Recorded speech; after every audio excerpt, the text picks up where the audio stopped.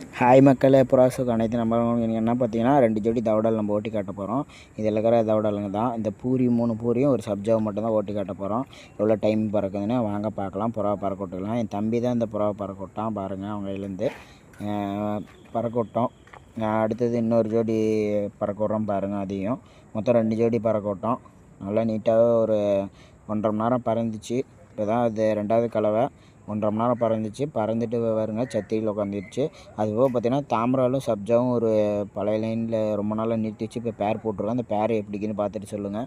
யாருக்கா கர்ணப்பட்டா தவடால் பட்டா வேணும்னு எனக்கு கான்டாக்ட் பண்ணுங்கள். டிஸ்பிளே கொடுக்குற நம்பருக்கு சேலத்துலேருந்து எல்லா ஊருக்கும் புறா அனுப்பிச்சி விட்டுலாம்.